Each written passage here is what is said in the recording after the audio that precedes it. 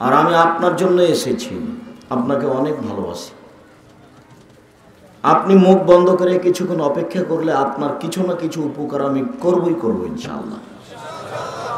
আল্লাহ আল্লাহর কসম, আল্লাহ আল্লাহর কসম, আল্লাহ আল্লাহর কসম, 90 সাল থেকে নিয়ে এখন পর্যন্ত আমি কোনোদিন অপ্রয়োজনীয় বাক্য বলিনি। 90 সাল থেকে নিয়ে এখন পর্যন্ত আমি কোনোদিন কেচ্ছা কাহিনী বলিনি। 90 সাল থেকে নিয়ে এখন পর্যন্ত আমি মানুষের বিরুদ্ধে মাঝহাব এই সেই নিয়ে কোনোদিন কথা বলিনি। সহ বক্তব্য নেটে আছে, তদন্ত করে দেখা যেতে পারে। আমি আপনার জন্য এসেছি, আপনাকে আমি অনেক ভালোবাসি। দয়া করে আপনি যতই কষ্ট হোক কিছুক্ষণ দাঁড়িয়ে থেকে আলোচনা শোনার চেষ্টা করুন। অনেক সময় ঘন্টার ঘন্টা থেকে কিছু করা লাগে, লাইনে দাঁড়িয়ে থাকা লাগে, তো কিছুক্ষণ মুখ বন্ধ করে দাঁড়িয়ে থাকার চেষ্টা করুন। আর আজকে যদি কর্তৃপক্ষের কাছে আমরা জায়গা বসতে চাই তাহলে তারা দিতে পারবে না, কেননা আমাদের উপস্থিতি আমাদের প্রস্তুতির তুলনায় অনেক অনেক অনেক বেশি, লাখো জনগণ উপস্থিত এখানে। তো সেখানে কি আমরা কর্তৃপক্ষের কাছে চাইলে দিতে পারবে? আপনিও পারবেন না, আমিও পারবো না। অতএব আপনাকে মানুষের পরিচয় দিতে হবে। মানুষ মানুষ থাকবে না এই কথাটাই বলতে যাচ্ছে সূচনায়। মানুষ মানুষই থাকবে না। মানুষের যে একটা মানবতা থাকে, মানুষের যে একটা হিতাহিত জ্ঞান থাকে, মানুষের যে একটা বোধোদয় থাকে, মানুষের যে একটা মানবতা থাকে, এটা থাকবে না। এই কথা মুহাম্মদ সাল্লাল্লাহু আলাইহি সাল্লাম বলছে। আর একবার তিনি এভাবে বললেন যে মানুষ সমাজে মারামারি করবে, আত্মীয় স্বজনকে মারবে। এই কথা বলতে বলতে বলছেন বাপকে মারবে। যেমন বলেছেন বাপকে মারবে, তখন সাহাবীগণ বলছেন বলেন কি লাইসালানা ওকুলো না, আমাদের বিদ্যা বুদ্ধি থাকবে না? আমরা বাপকে মারবো মানে এটা হয় কি করে? কেন আমরা পিতাকে মারবো? আমাদের কি বিবেক বিবেচনা থাকবে না?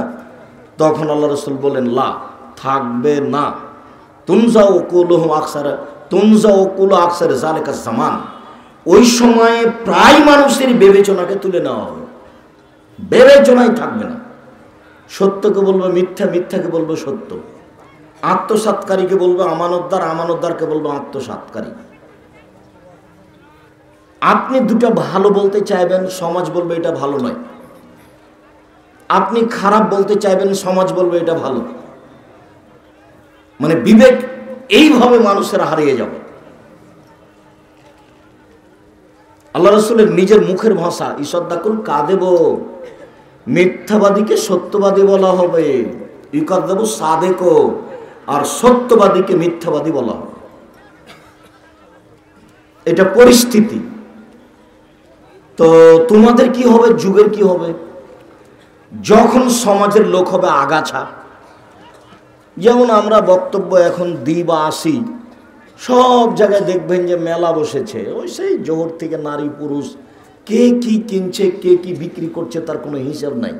এ তো হিন্দুদের কাজ। দিন প্রচারের সাথে এত ব্যবস্থাপনা, খাওয়া এক সামান্য আমরা কিছুক্ষণ এসেছি সেজন্য এত কিছু খেতে হবে, এত কিছু করতে হবে। মানুষকে এরকম হয়ে যাবে। আমরা এখানে কথা বলছি, অনেক মানুষ রাস্তায় দোকানপাটে বসে আছে, আড্ডা পিটছে। দোকানে ল্যাংটা মেয়ে নাচছে, ও বসে মুখ কলিজা ঠান্ডা করছে, চক্ষু ঠান্ডা করছে। এই করেই ও জান্নাত কিনতে চায়। এইভাবে মানুষের মানবতা হারিয়ে যাবে, মানুষ হয়ে যাবে আগাছা। তখন তোমাদের কি হবে, যুগের কি হবে? তখন তোমাদের কি হবে, যুগের কি হবে? তো সাহাবীগণ বললেন ফামাতা আমরনি, বলেন তাহলে কি করতে হবে, আপনি বলেন। তখন আল্লাহ রাসূল বলছেন শোনো, আলজাম বাইতাক, বাড়িতে থাকবা, বাইরে যাবা না। ওয়ালজাম লিসানাক, মুখ বন্ধ রাখিও, মুখে কথা বলো না। বাইরে গেলে ঈমান বিক্রি হয়ে যাবে। বাইরে গিয়ে দোকানে বসেছেন, দোকানে একজন আর একজনকে বলছো তুই চিনিস ও খুব খারাপ, তখন আপনি গিয়ে বলেন হ্যাঁ ঠিকই বলেছিস, আসলেই খারাপ। এবার তাহাজ্জুদ পড়েন আপনি, জান্নাতে যান তো দেখি, আল্লাহ কিভাবে আপনাকে জান্নাতে দেন। আপনি তো মানুষের বদনাম করেন। আল্লাহর দয়ার অভাব নাই সেটা ভিন্ন কথা, কিন্তু আপনি নীতিতে যেতে পারবেন না। আপনি কেন বললেন যে হ্যাঁ ঠিকই বলেছিস, আসলেই খারাপ। সামাজিক অবস্থায় রাস্তাঘাটে নারী নগ্ন, ওর নগ্নতাই হচ্ছে তার সভ্যতা, ওর বেহায়ে হচ্ছে সভ্যতা, ওর কাপড় না পরাই হচ্ছে সভ্যতা। এটাই তার সভ্যতা, এটাই সামাজিকতা। তা আপনি কিভাবে ঈমান টিকাবেন? যেখানে যাবেন সেখানে ঈমান টিকবে না, অন্যায় অবিচার দিয়ে ভরা। মুখ বন্ধ করবেন, আল্লাহ রাসূল বললেন বাড়িতে থাকবেন। তখন সাহাবীগণ বলছেন, আল্লাহর নবী, সমাজ যদি এমন খারাপ হয়, সমাজের যদি সবই আগাছা হয়ে যায়, আর আমি যদি বাড়িতে থাকি মুখ বন্ধ করে, এর পরেও যদি আমাকে কেউ বাড়িতে মারতে আসে, বাড়িতে হইচই করতে আসে, তা আমি কি করব? এবার বলেন দেখি। তখন আল্লাহ রাসূল বলছেন, শোনো, ঘটনা এরকম হয়ে গেলে আদমের 2 ছেলের ভালোটার মতো হয়েও। আদমের 2টা ছেলে, একটা হাবিল আর একটা কাবিল। তো হাবিল কাবিলের 2 ছেলের ভালোটার মতো হয়েও। ভালোটার মতো মানে কাবিল বলছে, হাবিল, তোকে আমি হত্যা করব। তখন হাবিল বলছে, তুমি মারো মারো, আমি তোমাকে মারবো না। এই দেখেন, মানবতা তো নেই। ও তো মারতে চাইলে আপনি পাল্টা মারবেন, দেখে নিব তোকে, কত কি কোনো হিসাব নাই। আর দলীয় দাপট তো আছে, দলীয় দাপট, অর্থের ক্ষমতা, দাম্ভিকতা, স্বার্থপরতা। দলীয় দাপটের কারণে, অবিচারের কারণে, দাম্ভিকতার কারণে হাজারো মানুষ বগুড়া জেলে আছে, নিজেই জানে না আমি জেলে কেন। জজ জানে না ঘটনা কি, উকিল জানে না ঘটনা কি, যে জেলে আছে সেও জানে না ঘটনা কি, আমি কেন জেলে। যেদিন মারামারি হয় সেদিন তো আমি ছিলাম না, আমি তো ছিলাম রংপুরে, আমি কি করে 1 নম্বর আসামি হলাম? সামাজিকতা কেমন আপনি দেখেন। হাজারো লক্ষ মানুষ জেলে আছে, ও নিজেই জানে না আমি কেন জেলে। জজ জানে না ঘটনা কি, উকিল জানে না ঘটনা কি, যে শয়তান সাজিয়েছে শুধুমাত্র সেই জানে। জুলুমবাজি চিরদিন চলবে না। মুখ বন্ধ করে নরম হয়ে দুনিয়াতে 2-1 দিন থাকতে হবে, সময় শেষ। যেদিন বিচার শুরু হবে সেদিন তার দাম্ভিকতা দেখা যাবে। সেদিন তিনি বলবেন, আল-ইয়াওমা লা তামলিকু নাফসুন লিনাফসিন শাইআ ওয়াল আমরু ইয়াওমাইযিন লিল্লাহ। আজ কোন মানুষের কোনো উপকার করতে পারবে না, একাচ্ছত্র মালিকানা আমার। তার নাম বিচার শুরু হচ্ছে। সেদিন তিনি বলবেন, আইনাল জাব্বার আইনাল মুতাকাব্বির। স্বৈরাচারী, স্বেচ্ছাচারী, দাম্ভিক, জালেমেরা কোথায়? আনা মালিকুল আমলাক, আমি হচ্ছি রাজাধিরাজ।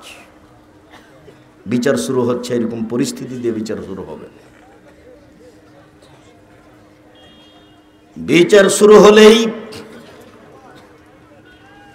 বলা হবে, তুমি তোমার ডান দিকে লক্ষ্য করো, ফায়ানজুর আয়মানা মিনহু, সেটা ডান দিকে লক্ষ্য করবে, ফায়ারা মা কাদ্দামা মিন আমালিহি, পুরো জীবনের যা কিছু করেছে সব দেখতে পাবে।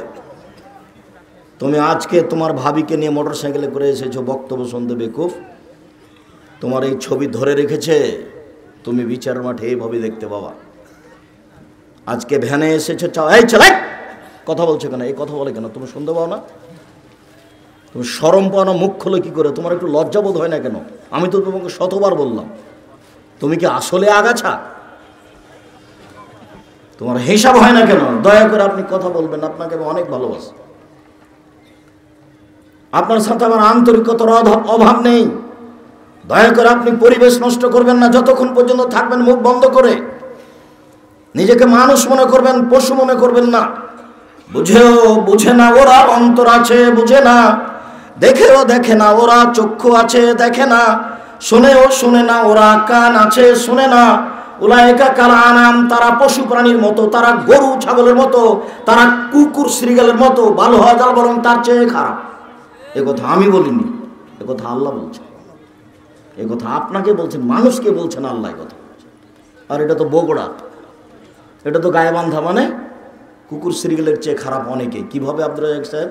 দুঃখিত মনে কিছু নেবেন না, আপনি এসেছেন বগুড়ায়, একটু কথা হিসাব করে বলবেন। হিসাব করে বলা লাগবে না। তোমার বাপকে যদি আমি কুকুর শ্রীগালের চেয়ে বেশি খারাপ প্রমাণ করতে না পারি, বেটা জিন্দেগিতে বক্তব্য দেব না। তোমার দাদা মারা গেছে 10 বছর হলো, তোমার বাপ তোমার দাদার জমি ভোগ করছে, তোমার ফুফুকে দেয়নি। তোমার বাপ সকালে জমি নিবে আর তোমার ফুফু বিকালে নিবে। এইটা যদি প্রমাণ হয়ে যায়, আমি আব্দুর রাজ্জাক বিশি ইনসুফ জিন্দেগিতে বক্তব্য দেবো না, আজকে চলে যাব। যেই সময় তোমার বাপ জমি নিবে সেই সময় তোমার ফুফুও নিবে। 10 বছর থেকে তোমার বাপ এই জমি ভোগ করছে, তোমার ফুফুকে দেয়নি। তোমার বাপ যদি কুকুর শ্রীগার চেয়ে খারাপ না হয়, তাহলে আল্লাহ খারাপ বললেন কাকে?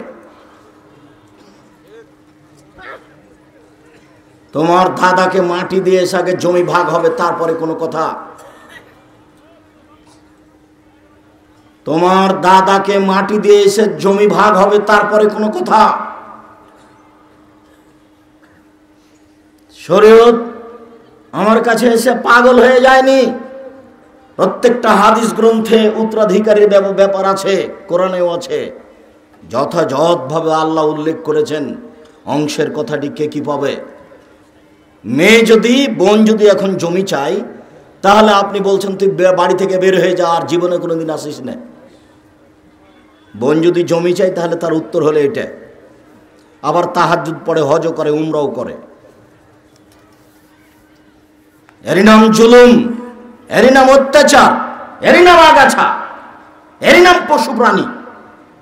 বুঝেও বুঝে না ওরা, অন্তর আছে বুঝে না, দেখেও দেখে না ওরা, চক্ষু আছে দেখে না, শুনেও শুনে না ওরা, কান আছে শুনে না।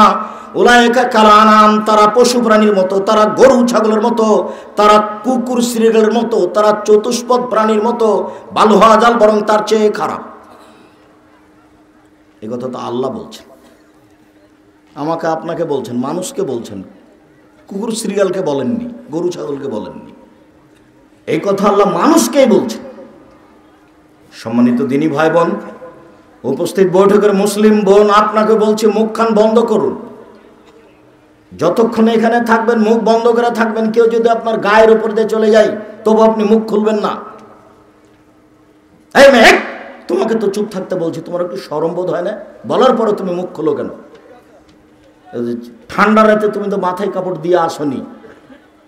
তোমার বাপ শিক্ষিত মানুষ, কেমন শিক্ষিত মানুষ আমি তা জানি না।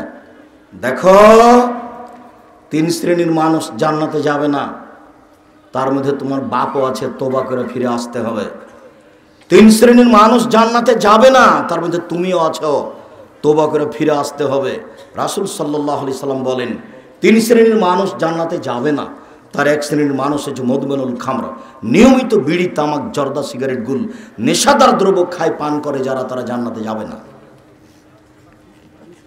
2 ওর রাজলাতু মিনান নিসায়ে, পুরুষের বেশধারী নারী, যারা পুরুষের জুতা স্যান্ডেল পরে, যারা পুরুষের শার্ট প্যান্ট পরে, যারা পুরুষের পোশাক পরে, তারা জান্নাতে যাবে না। আমি এই কথা বলিনি, এ কথা মুহাম্মদ সাল্লাল্লাহু আলাইহি সাল্লাম বলেছেন। তিনি বলছেন সালাসা, 3 শ্রেণীর মানুষ, লা তাদখুলুল জান্নাহ আবাদা, ওরা কখনো জান্নাতে যাবে না, কোনো দিন, সেটা ভিন্ন কথা। তার 1 শ্রেণীর মানুষ হচ্ছে মদমেনুল খামর, যারা নিয়মিত নেশাদার দ্রব্য পান করে। আব্দুর রাজ্জাক সাহেব, জর্দা যে নেশাদার দ্রব্য, তার প্রমাণ কোথায়? বিড়ি যে নেশাদার দ্রব্য, তার প্রমাণ কোথায়? যদি ওইভাবে লিখতে থাকে তো শুধু নেশা লিখতে লিখতে তো 4-5টা কোরআন মাজিদ লাগবে। তো রাসূল সাল্লাল্লাহু আলাইহি ওয়াসাল্লাম এমন একটা বাক্য বলেছেন, সারা পৃথিবীতে যারা এর অধীনে পড়বে সেটাই নেশাদার দ্রব্য। তিনি বললেন, মাসকারা কাসিরুহু ফাকালিলুহু হারাম, যেটা বেশি খেলে বিবেকের ক্ষতি হবে তার কমও হারাম। তো একজন লোককে হাফ কেজি জর্দা খাওয়িয়ে দেন, দেখা যাক কি হয়। হাফ কেজি জর্দা খাইয়ে দিলে যদি তার বিবেকের ক্ষতি হয়, তাহলে তার একটা কণাও হারাম। এ কথাই মুহাম্মদ সাল্লাল্লাহু আলাইহি সাল্লাম বললেন।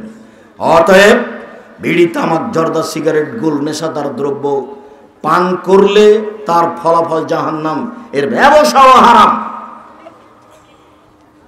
2 ওর রাজলাতু মিনান নিসায়ে, পুরুষের বেশধারী নারী, যারা পুরুষের জুতা স্যান্ডেল পরে, যারা পুরুষের শার্ট প্যান্ট পরে, যারা পুরুষের পোশাক পরে, তারা জান্নাতে যাবে না। এ কথা আমি বলিনি, এ কথা মুহাম্মদ সাল্লাল্লাহু আলাইহি সাল্লাম বলেছেন।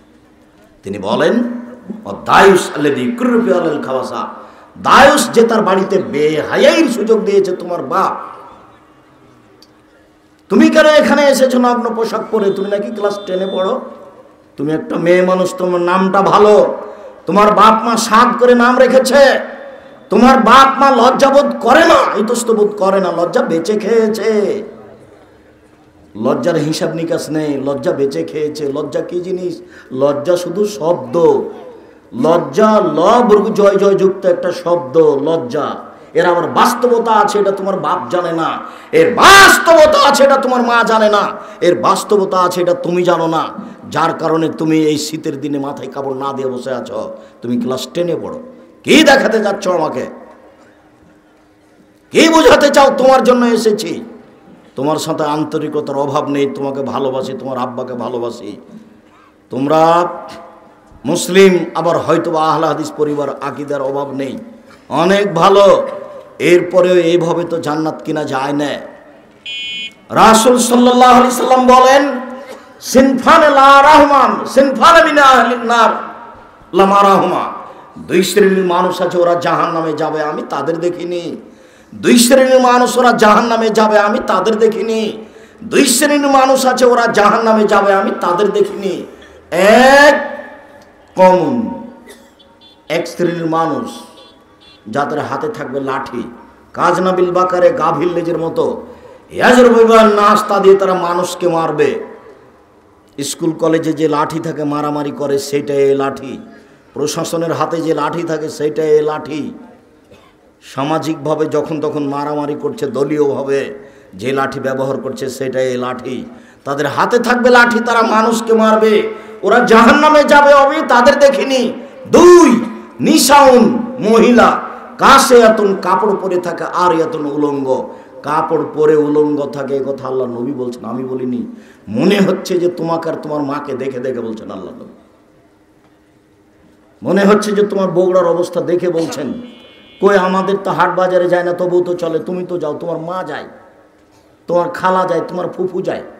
কই আমরা তো যাই না, না গেলে তো চলে, বেঁচে আছি তো। যদি বগুড়া শহরে ফ্রি কিছু দিয়ে দেয় তবু আমরা যাব না, যায় না। যাওয়া প্রমাণ হয়ে গেলে, আরেকজনের গায়ে ধাক্কা লেগে গেছে, এটা যদি আমাদের কাছে প্রমাণ হয়ে যায় তাহলে আমরা অজ্ঞান হয়ে যাবো। এর নাম আত্মমর্যাদা। আত্মমর্যাদা থাকা উচিত। তোমার বাপ কাপুরুষ, তোমার বাপ একটা ঘৃণিত পুরুষ, যার কারণে তোমার বাপের ভিতরে আত্মমর্যাদা নেই। শোনো, তোমাকে বলছে, এই মেয়ে শোনো, তোমাকে বলছি আত্মমর্যাদা কি জিনিস। 1 মিনিট তুমি খেয়াল করো, তোমাকে বলছি। সম্মানিত দিনী বোন, আপনাকে লক্ষ্য করে কথা বলছি, আপনি মনে রাখুন। আল্লাহর নবী বলছেন যে আমি জান্নাতে ঘুরলাম স্বপ্নে। ঘোরার পরে দেখলাম একটা খুব সুন্দর টকটকে ঝকঝকে ঘর। আমি ভাবলাম ঘরের বাহির যদি এত সুন্দর হয়, ভিতরেই বা কত সুন্দর। ঘরটা বা কার? পাশে একজন বৃদ্ধা মহিলা। আমি বললাম, মহিলা বলতে পারো ঘরটা কার? তখন বলছে ঘরটা উমরের। আমি মুহাম্মদ সাল্লাল্লাহু আলাইহি সাল্লাম চিন্তা করলাম ঘরটার ভিতরে ঢুকি, কিন্তু উমরের আত্মমর্যাদা আমার মনে পড়লো। এত বড় আত্মমর্যাদার অধিকারী মানুষের ঘরে ঢুকি কি করে? মানায় না আমার জন্য। মুহাম্মদ সাল্লাল্লাহু আলাইহি সাল্লাম বলছেন আমার জন্য মানায় না, এত বড় আত্মমর্যাদার অধিকারী মানুষের ঘরে ঢুকি কি করে? তিনি ঢুকলেন না। সকাল হয়ে গেল, উমরের সাথে দেখা। উমর, জান্নাতে ঘোরার সময় তোমার ঘরটা দেখলাম, খুব সুন্দর টকটকে ঝকঝকে ঘর। আমার মন চাইলো ঘরটার ব্যাপারে জিজ্ঞাসা করি। দেখি একজন বৃদ্ধা মহিলা। জিজ্ঞাসা করলাম, মহিলা বলতে পারো ঘরটা কার? মহিলা বলল ঘরটা উমরের। স্বাদ হলো ঘরের ভিতর দেখি, কিন্তু তোমার আত্মমর্যাদা আমার মনে হলো আমি কেমনে ঘরের ভিতরে ঢুকি। তোমার আত্মমর্যাদা দেখে লক্ষ্য করে আমি ঢুকতে পারিনি। তোমার নানা হাজি মানুষ, তোমার দাদাও হাজি মানুষ, আর তোমার মা নির্বাচন করে। লুচ্চাকে বাড়িতে জায়গায় দেয়, চা খাওয়ায়। তোমার মায়ের যদি আত্মমর্যাদা থাকে তাহলে ধর্ম বিক্রি করেছে তোমার মা। রাস্তাঘাটে ঘোরা ভালোবাসে। শুনুন সম্মানিত দিনী ভাই বোন, আত্মমর্যাদা কাকে বলে? আবু বকর সিদ্দিক রাদিয়াল্লাহু তাআলা আনহুর মেয়ে আসমা, জুবাইর স্বামী, গরিব মানুষ। আল্লাহর নবী একটা জায়গা তাকে চাষ করে খেতে দিয়েছেন। একদিন আসমা মাঠে থেকে একটা খেজুরের আঁটি বোঝা মাথায় করে নিয়ে আসছেন। পাশ দিয়ে আল্লাহ রাসূল যাচ্ছিলেন। দেখে আল্লাহ রাসূল বললেন, আসমা তুমি আমার সাথে উঠে চলে আসতে পারো, তুমি উটের পিছনে বসো। তখন আসমা বলছেন, আমার স্বামী জুবাইরের আত্মমর্যাদা আমি স্মরণ করলাম। আমার স্বামী গরিব মানুষ হতে পারে, আমার স্বামীর একটা আত্মমর্যাদা আছে। রাসূল সাল্লাল্লাহু আলাইহি সাল্লাম পৃথিবীতে সবচেয়ে দামি মানুষ, এ কথা ঠিক, কিন্তু আমার স্বামীকে না বলে আমি আল্লাহ রাসূলের পিছনে বসবো, আমার স্বামীর আত্মমর্যাদা আছে, এটার আমি হানি করবো, এটা আমি চাই না। আমি লজ্জা করলাম, আমি বললাম জি না, আমি উঠবো না। আমি বাড়ি চলে গেলাম, আমার স্বামীকে বললাম ঘটনা এই। তখন জোবাইর বলছেন, দেখো আসমা, তুমি খেজুরের বোঝা আটি মাথায় করে নিয়ে আসছো, এটাই আমার আত্মমর্যাদাতে বেশি বাধা দিচ্ছে। তুমি রাসূলের পিছনে চলে আসলে যতটুকু বাধা দিত তার চেয়ে অনেক অনেক বেশি। আমার খুব খারাপ লাগে, আমাকে খুব খারাপ লাগে আসমা, দেখছো তুমি মাঠ থেকে একটা খেজুরের আটি বোঝা মাথায় করে নিয়ে আসো আসমা, এটা আমার আত্মমর্যাদায় বাধা দেয়। আর তুমি বাজার করো, তোমার মা বাজার করে, তোমার খালা বাজার করে, তোমার নানি বাজার করে, তোমার গোষ্ঠী বাজার করে, কারোর আত্মমর্যাদা নেই, কারোর কাছে ধর্মের দাম নাই, এক পয়সা ধর্মের দাম নাই। আসা আর যাওয়া, মনে কিছু নেবেন না, আপনি আমার দিনী ভাই, মনে কিছু নেবেন না, আপনি আমার দিনী বোন, আপনার উপরে আমার আন্তরিকতার অভাব নেই। সম্মানিত দিনী বোন, আপনাকে দেখাচ্ছিলাম আত্মমর্যাদা। আসমা, তুমি খেজুরের বোঝা আটি মাথায় করে মানুষের মধ্যে দিয়ে আসো, এটা আমাকে খুব বাধা লাগে, এর নাম আত্মমর্যাদা। তোমার মা আসকারা মাস্কারা আইলা মাইলা চোখে দিয়ে গায়ে মুখে দিয়ে বাজারে ঘুরে, তোমার বাপ খুব ভালোবাসে, তাকে ভালো লাগে, তার মানে পশু প্রাণীর মতো হয়ে গেছে বাপ, কুকুর সিলারির মতো হয়ে গেছে বাপ। বুঝে না, বুঝে না, ওরা অন্তর আছে বুঝে না, দেখে না, ওরা চক্ষু আছে দেখে না, শুনে না, ওরা কান আছে শুনে না, ওরা একে কালানাম, তারা পশু প্রাণীর মতো, তারা গরু ছাগলের মতো, তারা কুকুর সিরিগালের মতো, ভালো হাজাল বরং তার চেয়ে খারাপ। সম্মানিত দিনী বোন, আপনার কাছে আছি, আপনি একটু বিবেচনা করুন। নিসাউন মহিলা, কাছে এতন কাপড় পরে থাকে, আর এতন উলঙ্গ। আমি বলিনি এই কথা, মুহাম্মদ সাল্লাল্লাহু আলাইহি ওয়াসাল্লাম বলছেন। বলেন আপনার গায়ে যে পোশাক আছে সেটা উলঙ্গ কিনা? ছোট ব্লাউজ পরে আছেন, কোনই পর্যন্ত হাত দেখা যায়, এটা কি? পাতলা, একেবারে পাতলা পোশাক পরে আছেন, গায়ের সবকিছু দেখা যাচ্ছে, এটা কি? হাঁটু পর্যন্ত পা দেখা যাচ্ছে, এইটা কি? একবারে বোকার মতো, পশু প্রাণীর মতো একবারে লম্বা লম্বা চুল ছেড়ে দিয়ে রাস্তায় হাঁটছেন, এটা কি? রাসূল সাল্লাল্লাহু আলাইহি ওয়াসাল্লামের কথাকে উপেক্ষা করার চেষ্টা করিয়েন না। প্রথমত আপনি মুসলিম, দ্বিতীয়ত আপনি সঠিক আকীদা আহলে হাদিস মানুষ, তৃতীয়ত আপনি সঠিক কোরআন হাদিসকে ভালোবাসেন, এর বাস্তবায়ন করুন, অনুরোধ রক্ষা করুন, ভালো হবে। রাসূল সাল্লাল্লাহু আলাইহি ওয়াসাল্লাম শেষ বাক্যে বললেন, মুমিলাতুন, তারা পুরুষের দিকে আকৃষ্ট হয়, পুরুষকে আকৃষ্ট করে। মায়লাতুন, তারা নিজেরা পুরুষের দিকে আকৃষ্ট হয়, পুরুষকে নিজের দিকে আকৃষ্ট করে। ওই মেয়ে যখন রাস্তায় হাঁটে, সব পুরুষ তাকে দেখতে থাকে, শয়তান তাকে দেখতে বাধ্য করে। প্রত্যেকটা খারাপ কাজ শয়তান ভালো করে দেখায়। একবার মেয়েটাকে দেখার পরে শতবার দেখার ইচ্ছা হয়, মানে শয়তান এ কাজ করছে ভিতর থেকে। পুরুষকে নিজের দিকে আকৃষ্ট করে মায়লাতুন, সে নিজেও পুরুষের দিকে আকৃষ্ট হয়। নইলে রাস্তায় হাঁটে তখন কেমন কেমন করে, একবার রাস্তা ডান দিকে যায়, একবার বাম দিকে যায়, একবার হাত হিলায়, একবার ভাঁজ করে কথা বলে, কেন জানি কেমন করে, কেন জানি আনছান করে, এই দিকে সেই দিকে যায়। তার মানে এ নিজেই পুরুষের দিকে আকৃষ্ট হয়েছে। নইলে লজ্জাবোধ করে না কেন, ইতস্তবোধ করে না কেন? এই ছেলে, তোমার মনে আছে তোমার ফুফুকে কোনোদিন আনতে গেছো? তোমার ফুফুকে যেদিন তুমি আনছিলে সোনাতলা থেকে, তোমার মনে আছে রাস্তায় একটা লোক পড়েছিল? যতবার রাস্তায় তোমার ফুফুর লোক পড়েছে, তখন তোমার ফুফুর গায়ে ছিল একটা বড় চাদর, রাস্তার এক পাশে এইভাবে দাঁড়িয়ে যেত। তারপর যখন লোকটা পার হয়ে যেত, তখন তোমার ফুফু হাঁটতো। এটা কি আপনাদের মনে হয়?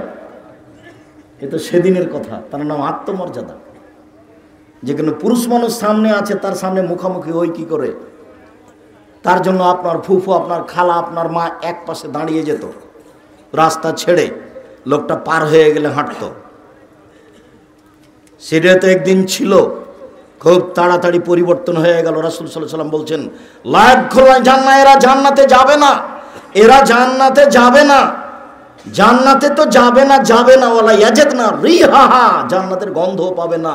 ফাইনা রিহাহা লা তুজাদু মিন মাসিরাতি কাযা ওয়া কাযা, যে জান্নাতের গন্ধ 1 বছরের দূরত্ব পথ থেকে পাওয়া যায়। সম্মানিত দিনী বোন, আপনাকে অনুরোধ জানাচ্ছি মধ্যখানে আপনি একটু নিজেকে পরিবর্তন করার চেষ্টা করুন। তবে আপনাকে আমি আশ্বস্ত করতে চাই, জান্নাত আপনার জন্য সহজ, জন্য জান্নাত সহজ নয়। উপস্থিত বৈঠকের দিনী মুসলিম বোন, আপনাকে আমি আশ্বস্ত করতে চাই যে জান্নাত আপনার জন্য সহজ, পুরুষের জন্য জান্নাত সহজ নয়। রাসূল সাল্লাল্লাহু আলাইহি ওয়াসাল্লাম বলছেন, মহিলারা যদি 4টা কাজ করতে পারে তাহলে জান্নাতে চলে যাবে।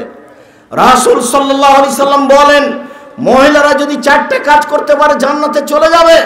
পুরুষ 4টা কাজ করে জান্নাতে যাবে এই কথা মুহাম্মদ সাল্লাল্লাহু আলাইহি সাল্লাম বলেননি। কোন পুরুষ 4টা কাজ করে জান্নাতে যেতে পারে না, মহিলারা 4টা কাজ করে জান্নাতে যাবে। 1, সালাত খামসাহা, 5 ওয়াক্ত সালাত আদায় করল, নামাজ পড়ল। 2, সামাত সাহারাহা, রমজান মাসের সিয়াম পালন করল। 3, আতাত বালাহা, স্বামীকে মেনে চলল।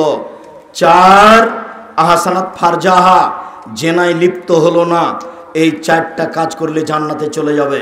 আব্দুর রাজ্জাক সাহেব, একটু জরুরি কথা, আমার অনিচ্ছা সত্ত্বেও জেনা ঘটে গেছে, তাহলে আপনার 4টার সাথে যে আমার হলো না। আপনি চিন্তা করবেন না, জেনা যদি ঘটে গিয়েই থাকে আপনি আজকে বন্ধ করে দিন, সেইখানে আর কোনোদিন যোগাযোগ হবে না। আজকে আপনি বন্ধ করে দেন। যদি আজকে আপনি বন্ধ করে দিতে পারেন, সেখানে যদি আর কোনোদিন যোগাযোগ না হয়, তাহলে আল্লাহ বলছেন, অনাহান নাফসা আনিল হাওয়া ফাইনাল জান্নাতা হিয়াল মাওয়া। পৃথিবীর মানুষ শুনে রেখো, যারা প্রবৃত্তিকে ঠেকাতে পারবে আমি আল্লাহ তাকে জান্নাতুল মাওয়া দিয়ে দিলাম। আমি জাতির সাথে, মানুষের সাথে ওয়াদাবদ্ধ। আমি যাকে নিজ হাতে সৃষ্টি করেছি তাদের সাথে আমার চুক্তি হয়ে গেছে। পৃথিবীবাসী, আদমের সন্তান, তোমরা মনে রেখো, তোমার সাথে, তোমাদের সাথে আমার চুক্তি। যদি তোমরা প্রবৃত্তি থেকে নিজেকে ঠেকাতে পারো, যদি এর সাথে কথা বলা বন্ধ করতে পারো, আমি তোমাকে জান্নাতুল মাওয়া দিয়ে দিলাম। অতএব আপনি এখানে আশ্বস্ত হন। 3, স্বামী, আপনার স্বামী আপনাকে গালি দেয়, এই কথাই ঠিক, আপনার স্বামীর মুখ খারাপ, আপনার স্বামী আপনার সাথে খারাপ আচরণ করে, এই কথাই ঠিক। এরপরে আমরা বলছি, আমি আপনার দিনী ভাই, আমি আব্দুর রাজ্জাক বিন ইউসুফ আপনার দিনী ভাই, আপনাকে আমি পরামর্শ দিচ্ছি, আপনি স্বামীকে মেনে নেন। তিতা লাগলেও মানেন, মিঠা লাগলেও মানেন, যা বলছেন সেটাই মেনে নেন।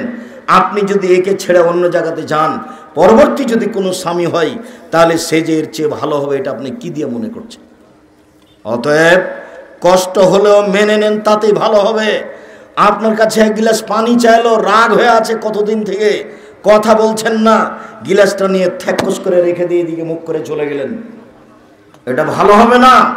হয় তার সাথে সংসার ভালো করে করেন, আর না হলে আপনি খোলা তালাক করে চলে আসেন। ঝুলন্ত অবস্থায় থাকিয়েন না। যতদিন পর্যন্ত ঝুলন্ত অবস্থায় থাকবেন, ততদিন পর্যন্ত ইবাদত কবুল হবে না। হোক তার মুখ খারাপ, মেনে নেন, আল্লাহর কাছে অভিযোগ পেশ করেন। রাত 1টা 2টার সময় ওযু করে সুন্দর করে 2 রাকাত সালাত আদায় করে আল্লাহকে বলেন, আল্লাহ তুমি আমার স্বামীর মুখখান ভালো করে দাও। কান্নাকাটি করে বলেন, শোনার জন্য তিনি প্রতীক্ষমান আছেন। তিনি বলেন, ইয়া আদম মা দাউতানি ওয়া রাজাউতানি, এই আদমের ছেলে মেয়ে শোনো, তুমি যেভাবে ডাকো আমি সেভাবে শুনি। আদমের ছেলে মেয়ে শোনো, তোমরা যেভাবে ডাকো আমি সেভাবে শুনি। যেভাবে আশা পোষণ করো আমি সেভাবে পূর্ণ করে থাকি। আদমের ছেলে মেয়ে শোনো, যেভাবে আশা পোষণ করে থাকো আমি সেভাবে পূর্ণ করে থাকি। যেভাবে ডাকো আমি সেভাবে শুনে থাকি। যেভাবে আশা পোষণ করো সেভাবে আমি পূর্ণ করে থাকি। ফাস্তাগফারতানি গাফারতুলাকা ওয়ালা উবালি আলা মা কানা মিনকা, তুমি আমার কাছে ক্ষমা চাইলে তোমাকে আমি ক্ষমা করে দিব। আমি পরোয়া করি না তুমি কত বড় পাপী, আমি পরোয়া করি না তুমি কত বড় পাপী, আমি পরোয়া করি না তুমি কত বড় পাপী। তুমি আমাকে একটু বলো না, তুমি যেভাবে বলো আমি সেভাবে থাকি। যেভাবে আশা পোষণ করো আমি সেভাবে পূর্ণ করে থাকি। তার নাম আল্লাহ। নিরাশার কিছু নেই। আল্লাহকে আপনি বলেন, আল্লাহ আমার স্বামীর মুখখান ভালো করে দাও। কান্নাকাটি করে আপনি বলেন, ইনশাল্লাহ আপনাকে অনেক আদর করবে অচিরেই। আল্লাহ তাআলা বলেন, ইবনে আদম লা বালাগা জুনুবুকা আনানাস সামায়ে, তোমার পাপ বেশি হতে হতে যদি আকাশে লেগে যায়, আদম সন্তান পাপ আর পাপ, আকাশ জমিন পরিপূর্ণ হয়ে আছে পাপ, ফাস্তাগফিরতানি, এরপরে যদি আমার কাছে ক্ষমা চাও, গাফারতু লাকা, তোমাকে আমি ক্ষমা করে দেব, ওয়ালা উবালি, আমি পরোয়া করি না তুমি কত বড় পাপী, আমি পরোয়া করি না তুমি কত বড় পাপী। অতএব সম্মানিত দিনী বোন, আপনার কাছে আবারও আমাদের পক্ষ থেকে আন্তরিকভাবে অনুরোধ রইল, আপনি স্বামীকে মেনেই চলুন, ভালো হবে, শান্তি পাবেন, সংসার সুখী হবে। মনটা ভারী করে কথা বন্ধ করে রাখবেন, ইবাদত কবুল হবে না, দিন দিন কষ্ট বাড়বে, শয়তান সুযোগ পাবে। কতদিন আপনাকে বলেছি, প্রত্যেক দিন ইবলিস সাগর, আটলান্টিক সাগরের উপরে তার চেয়ারটা রাখে, সব শয়তানকে মানুষকে পাপী করার জন্য লাগিয়ে দেয়। বিকালে এসে কেউ বলে আমি মারামারি লাগিয়ে দিয়েছি, তখন শয়তান বলে যাও কিছুই হয়নি। আর একজন এসে বলে আমি জেনা করিয়ে দিয়েছি, তখন শয়তান বলে যাও এটা কিছু হয়নি। আর একজন এসে বলে আমি স্বামী স্ত্রীর মধ্যে গন্ডগোল বাঁধিয়ে দিয়েছি। যেমন বলে স্বামী স্ত্রীর মধ্যে গন্ডগোল বাঁধিয়ে দিয়েছি, তেমন ইবলিস একবার লাফ দিয়ে উঠে তাকে বুকে জড়িয়ে ধরে স্বাগতম জানিয়ে বলে হ্যাঁ তুমি একটা কাজ করেছ। রাত দিনের কাজ এটা ইবলিসের, আমি বলিনি এ কথা মুহাম্মদ সাল্লাল্লাহু আলাইহি সাল্লাম বলেন। 1450 বছর পূর্বে তিনি এভাবে বলেছেন, হাদিসে এভাবে আছে। কাজে ভুলে স্ত্রীর সাথে এরকম আচরণ করবেন না আপনি। আর আপনি দিনী বোন, আপনাকে আমি অনুরোধ জানাচ্ছি, আপনি 4টা কাজ করেন, জান্নাত হবে ইনশাআল্লাহ। 1, 5 ওয়াক্ত সালাত, 2, রমজান মাসে সিয়াম রোজা, 3, স্বামীকে মেনে চলা, 4, জেনায় লিপ্ত না হওয়া, তাহলে আপনার জন্য জান্নাত খোলা। যদিচ রাসূল সাল্লাল্লাহু আলাইহি সাল্লাম বলেছেন, ওযু করার পরে যদি কেউ বলে আশহাদু আল্লা ইলাহা ইল্লাল্লাহু ওয়াহদাহু লা শারীকা লাহু ওয়া আশহাদু আন্না মুহাম্মাদান আবদুহু রাসূলুহু, তাহলে জান্নাতের সব দরজা খুলে গেছে। যাও যেখানে, এটা পুরুষও যা নারীও তা, পুরুষও যা নারীও তা। আল্লাহুম্মা জালনি মিনাত তাওবিন ওয়া জালনি মিনাল মুতাতাহিরিন, এই দোয়া পড়লে নেকি হবে এই কথা ঠিক, তবে জান্নাতের দরজা খুলে যাবে এই কথা ঠিক নয়। ওযু করার পরে যদি মানুষ বলে আশহাদু আল্লা ইলাহা ইল্লাল্লাহু ওয়াহদাহু লা শারীকা লাহু ওয়া আশহাদু আন্না মুহাম্মাদান আবদুহু রাসূলুহু, তাহলে নারী পুরুষ সবার জন্য জান্নাতের সব দরজা খুলে গেছে। সম্মানিত দিনী বোন, আপনাকে অনুরোধ জানাচ্ছিলাম, সম্মানিত দিনী ভাই, আপনাকে আমি এখানে একটা কথা বলে আমরা বিষয়ের দিকে চলে যাচ্ছি, আপনি একটু খেয়াল করুন। এই ছেলে বসো। কোনো বাচ্চা যদি আপনার পাশ থেকে উঠে, তাহলে আপনি তাকে ঠেকাবেন, কেননা ও বের হলে মানুষ ঘন হয়ে বসে আছে, আমার কথা তখন ধরতে পারবে না। কিছুক্ষণ অপেক্ষা করলে আমরা এক পর্যায়ে চলে যাব। আপনাকে বলছি, যেহেতু আপনার স্ত্রীকে একটু বললাম, তাহলে আপনাকে একটু বলে যাই, তাহলে কথার একটা মানান থাকবে। সাহাবীগণ বলছেন আল্লাহর নবী, আমাদের কাছে স্ত্রীরা কি পায়, আমরা তাদের কি হক পূর্ণ করব, তাদের অধিকার কি আমাদের উপরে? তখন আল্লাহ রাসূল বলছেন শোনো শোনো, অধিকার আছে 5টা। 1, আতেমা মাতায়ান্তা, তুমি যা খাও তা খাওয়াবে, যে মানের খাও সে মানের খাওয়াবে। 2, ফাকসুয়া মাত্তাসাইতা, তুমি যে মানের কাপড় পরো সে মানের পরাবে, তুমি যেমন পরো তেমন পরাবে। 3, অলা তুকাব্বে, কখনো বউকে কটু কথা বলো না। ভুলে যায়েন না, বউকে গালি দিয়েন না, বউকে গালি দিতে হয় না, মারতে হয় না, নিন্দা করতে হয় না। ভুলেও কখনো বলবেন না তোমার ঠোঁটটা মোটা। একবার ঠোঁট মোটা বললে 10 বছর আপনাকে ভালোবাসতে পারবে না। ভুলেও কখন বলবেন না তোমার রংটা কালো। একবার রং কালো বললে আপনার উপরে তার ভালোবাসা কমে যাবে। দিন রাত খালি প্রশংসা করবেন, বলবেন তোমার মতো সুন্দরী করে নারী দেখি না, তাহলে সারা রাত পাটি বেঁধার জন্য প্রস্তুত আছে। একটু প্রশংসার ভিখারি, মুখ খারাপ করিয়েন না, অন্য বাড়ি থেকে এসেছে, বাপের বাড়িতে লালন পালনে আপনার কাছে আছে, যৌতুক তো বহুদূরের কথা। আমি তো আপনাকে বলেছি, ভিক্ষা করা টাকা দিয়ে চাউল কিনে ভাত খেয়ে ইবাদত কবুল হবে, যৌতুকের টাকা দিয়ে চাউল কিনে ভাত খেয়ে ইবাদত কবুল হবে না। যৌতুক ফেরত দিতে হবে। তোমার বাপ বেটা নাকি দুইজনই যৌতুক নিয়েছ, কি তোমাদের কেউ ভিক্ষা দেয় না? যদি এলাকায় ভিক্ষা না দেয়, তাহলে ওই যে ইয়াতে বগুড়া ট্রেন স্টেশনে যাও, মানুষের ব্যাগ ধরে তুলে দিবা, প্রতিদিন সারাদিন দিলে অন্তত 3 থেকে 500 টাকা হবে। যৌতুক নিবা কেন? তওবা করো, মনে মনে তওবা করো যে গিয়েই টাকাটা ফেরত দিব।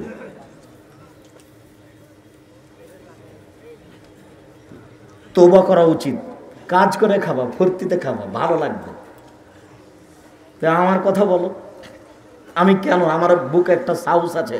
আমি 31 বছর আমি কোনোদিন মানুষের কাছে পথ খরচ চাইনি। কোনো মায়ের বেটা বলে না কেন যে আব্দুর রাজ্জাক সাহেব আপনি নাকি আমার কাছে 500 টাকা চেয়েছিলেন, বলে না কেন? কেউ যদি বলে দিতে পারে যে আব্দুর রাজ্জাক সাহেব আমার কাছে 500 টাকা 1 টাকা পাথেও চেয়েছিল, আমি আর কোনোদিন বক্তব্য দিব না। কেউ যদি বলে দিতে পারে আব্দুর রাজ্জাক সাহেব একদিন আমাকে তার পরিচয় দিয়েছিল, আব্দুর রাজ্জাক বিন ইউসুফ এত এত কামেল কি যেন সব পাস করেছে অমুক তমুক, এরকম যদি আমি বলেছি এটা প্রমাণ হয়ে যায়, তাহলে আমি বক্তব্য দেব না। আমাকে বলেছে একটু আপনার পরিচয় দেন না, না পরিচয় লাগবে না, আরে দেন না। তখন আমি বলেছি আমার নাম আব্দুর রাজ্জাক আর আমার বাপের নাম ইউসুফ, বাপ বেটা মিলে আব্দুর রাজ্জাক বিন ইউসুফ। এর চেয়ে আমি বেশি কোনোদিন বলিনি। যৌতুক কেন নিবা? কাজ করে খেতে পারো, এতে রুচিতে বরকত আছে, এতে একটা সাহস আছে, হেম্মত আছে।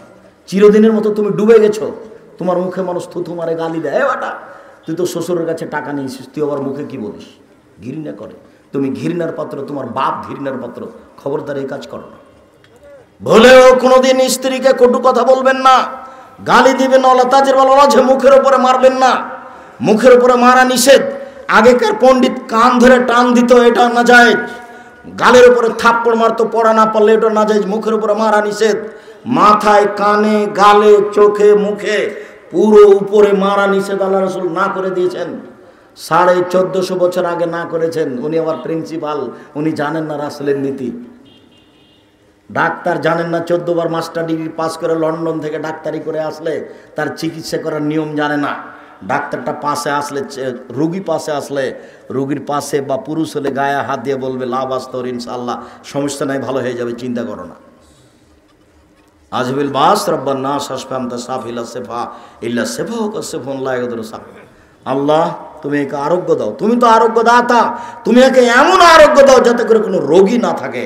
এই বলে চিকিৎসা শুরু করতে হবে। তিনি তো আর এই লাইন কোনোদিন পড়েননি। এই বিশাল কোরআন মাজিদে কি আছে? মানুষে তো মনে করছে একে চুমা খেতে হয়, মানুষে তো মনে করছে যে একে কাপড় দিয়ে ঘিরে রাখতে হয়। এতে কি আছে এটা মানুষের জানার প্রয়োজন, না জেনে দুনিয়া থেকে চলে গেলেন। কোনোদিন জানার প্রয়োজনও মনে করলেন না। বিশাল কোরআন মাজিদে কি আছে? অথচ বেশি কিছু নাই, মাত্র 3-4টা কথা আছে। এই বিশাল 30 পারা কোরআন মাজিদে বেশি কিছু নেই, মাত্র 3-4টা কথা আছে। আব্দুর রাজ্জাক সাহেব কথাটা একটু বুঝিয়ে বলবেন। 3-4টা কথা মানে বুঝতে পারলাম না। 1 নম্বরে কথা আছে ক্ষমতা। ক্ষমতা গিয়ে দেখাতে গিয়ে বলেছেন আসমানের জমিন আসমানের মালিক আমি, জমিনের মালিক আমি।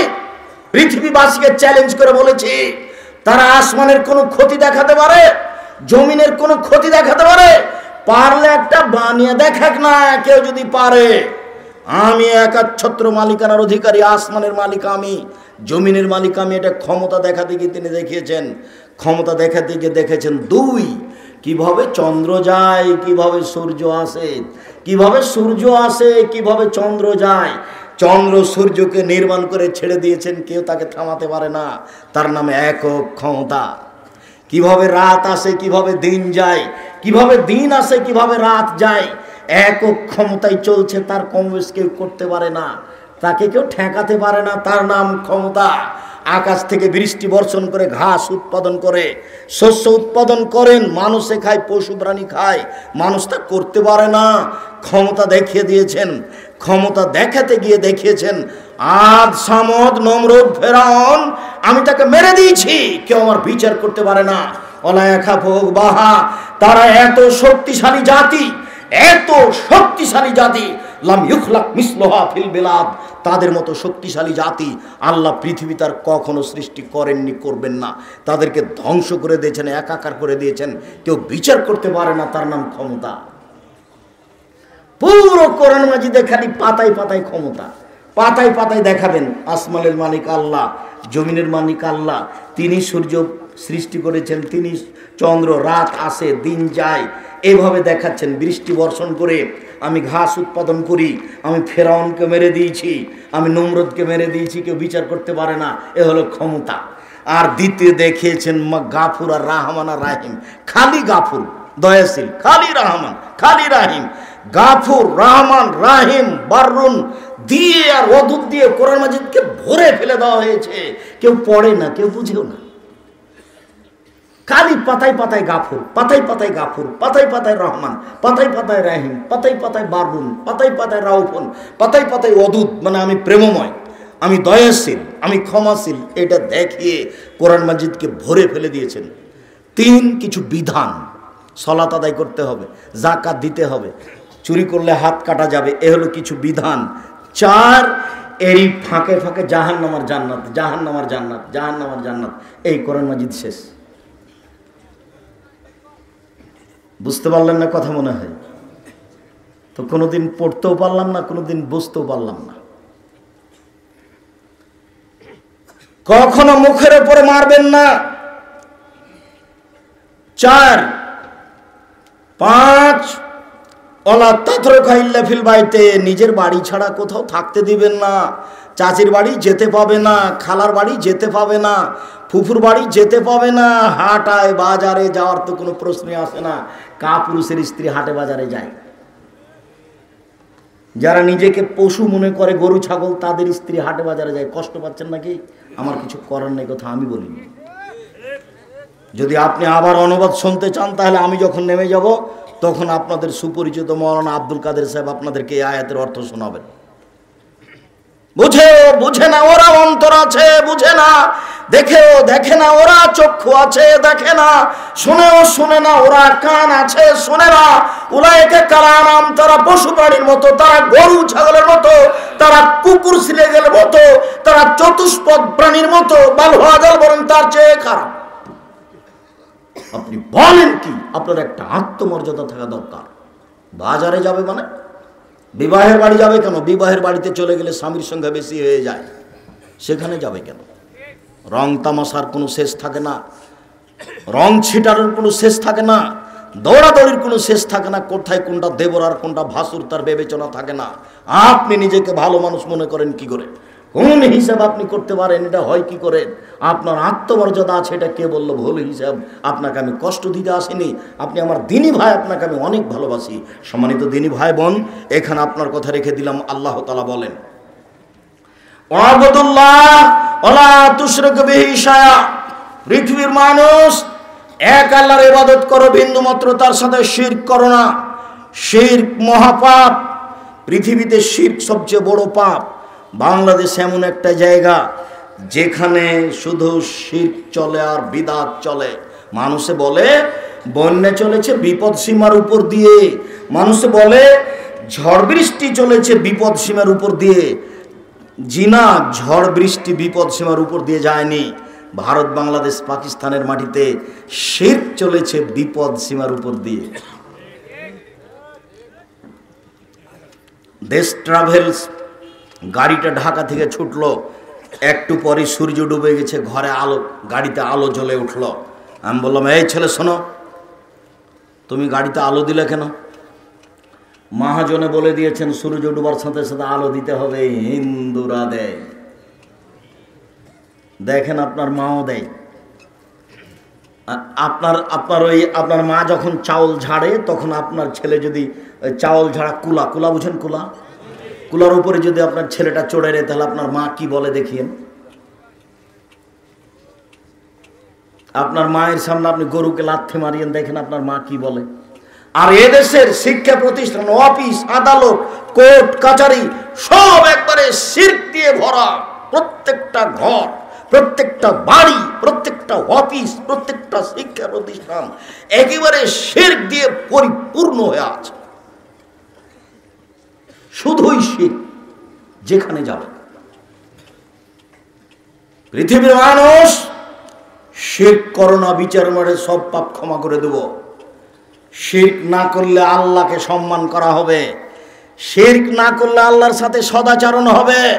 পৃথিবীর মানুষ মনে রাখেন, আল্লাহর সাথে সদাচরণ হলো শিরক না করা। 1 মিনিট। একদা আল্লাহর নবী এক গাধার উপরে বসেছিলেন, পিছনে মুআয ইবনে জাবাল ছিলেন, মানে দুইজন পাশাপাশি বসে আছেন। গাধাটা একবারই ছোট প্রাণী, পাশাপাশি দুইজন, আগে আছেন আল্লাহর নবী, পিছনে আছেন মুআজ ইবনে জাবাল। আল্লাহর নবী বলছেন মুআজ, তো মুআজ ইবনে জাবাল বলছেন লাব্বাইক ওয়া সাদাইক, জি প্রস্তুত, বলেন কি বলছেন। তিনি বলছেন মুআজ, তো মুআজ ইবনে জাবাল বলছেন লাব্বাইক ওয়া সাদাইক, জি প্রস্তুত, বলেন কি বলছেন। আবার বলছেন মুআজ, তো মুআজ বলছেন লাব্বাইক ওয়া সাদাইক, জি আল্লাহ রাসূল প্রস্তুত, বলেন কি বলছেন। আল্লাহ রাসূল তো কথা বলছেন না, খালি এটাই বলছেন। কেন? ওনাকে প্রস্তুত করে নিচ্ছেন আমার কথা যেন 19-20 না হয়। আর আপনি দাঁড়িয়ে গল্প করবেন না, আমার বক্তব্য শুনলেন, এটা কথা হলো? কথা বুঝাতে পারিনি এখনো। আল্লাহ রাসূল মুআজকে বলছেন মুআজ, মুআজ কি দূরে আছে? বলেন তো কোথায় আছে? গাধার উপরে একবারে গায়ের সাথে লেগে আছে। গাধাই তো ছোট প্রাণী। তারপর আবার বলছেন মুআজ, জি বলেন। মুআজ, জি বলেন। 3 বার মানে তাকে প্রস্তুত করলেন, কথা যেন 19-20 না হয়। তাই করোনা ভাইরাসকে লক্ষ্য করে আমি বলেছিলাম যে রাসূল সাল্লাল্লাহু আলাইহি সাল্লামের সাহাবীগণ সবচেয়ে বেশি আল্লাহ রাসূলকে মেনে চলতেন, বলাও লাগতো না, মেনে চলতেন। এ ব্যাপারে এত সতর্ক ছিলেন সাহাবীগণ। এরপরে বলছেন মুআজ, জি মুআজ, জি মুআজ, জি। এত তো বলা লাগে না, কেন এত বললেন? অথচ কত জোরালো অনুসারী ছিলেন, বলা লাগতো না, এমনিতেই মানে আব্দুর রাজ্জাক সাহেব একটু ঘটনাটা বলেন তো, এমনিতে কি? আরে শোনেন, আল্লাহর নবী একদিন জুতা পায়ে দিয়ে সালাত শুরু করেছেন। তো জুতাতে ময়লা ছিল, জুতা পায়ে দিয়ে নামাজ পড়া যায় যদি জুতাতে ময়লা না থাকে।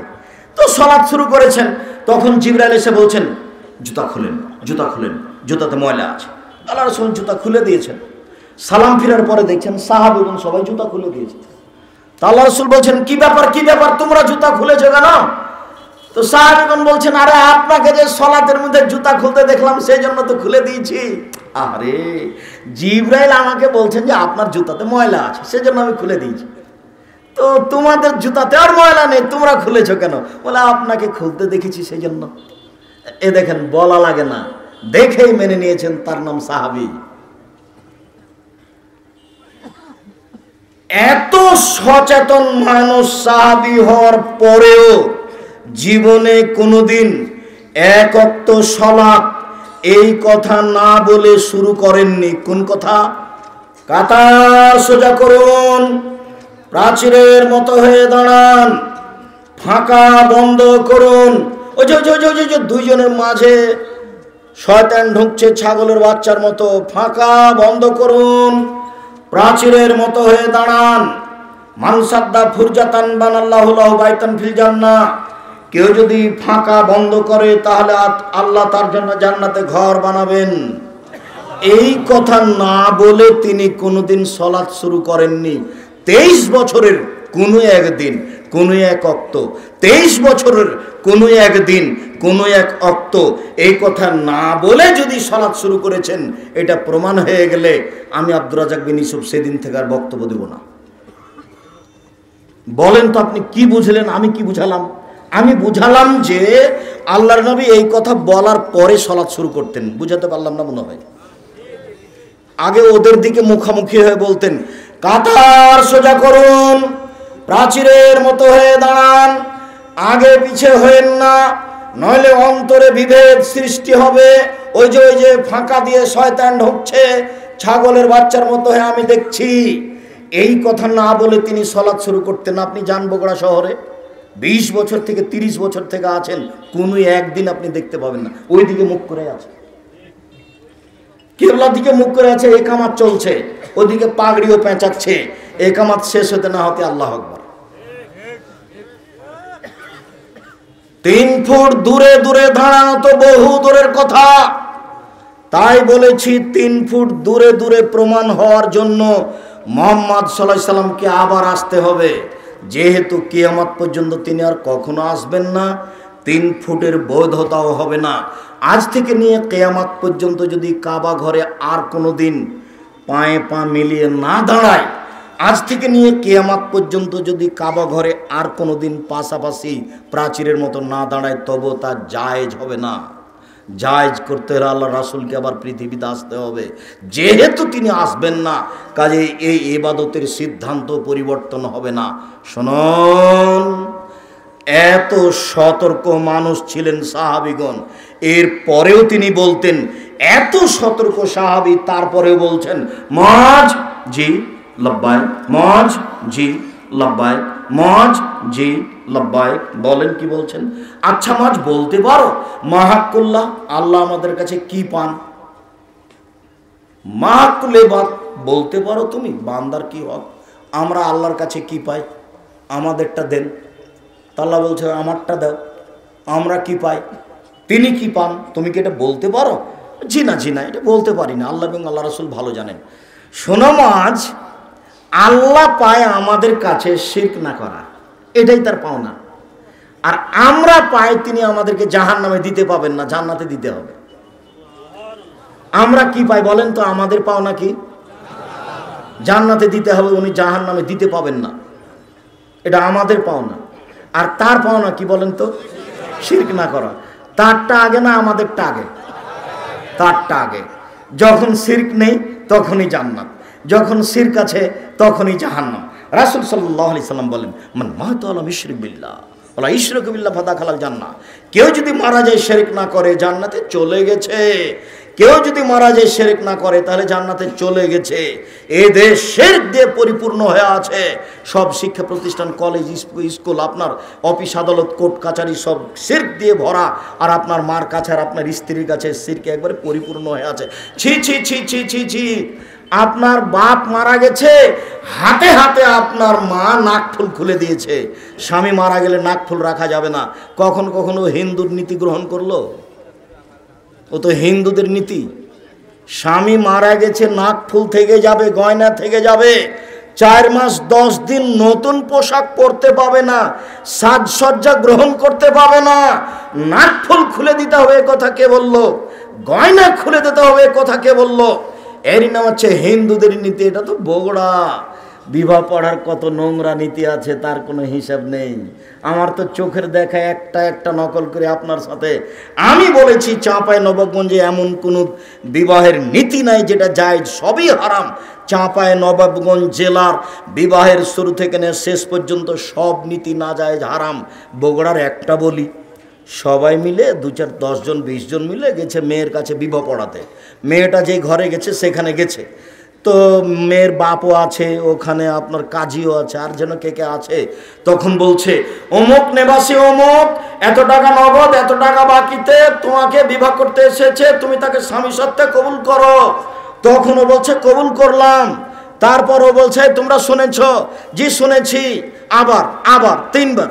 এবার লোকগুলি এসে যেখানে বর আছে সেখানে দাঁড়ালো। তো বরের পাশে বসে থাকা লোকগুলি বলছে আপনারা কে? আমরা এই বিবাহের উকিল। কনে কবুল করেছে? জি করেছে। আপনারা শুনেছেন? জি শুনেছি। তাহলে বসেন। মনে হচ্ছে পাগলামি কারবার, কলা গাছের চতুর্দিকে ঘুরে।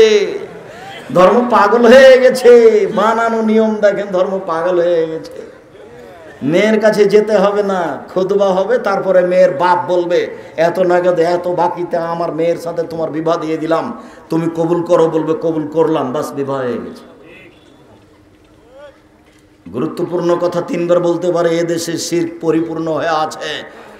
2 অবিল ওয়ালিদাইনে ইহসানা।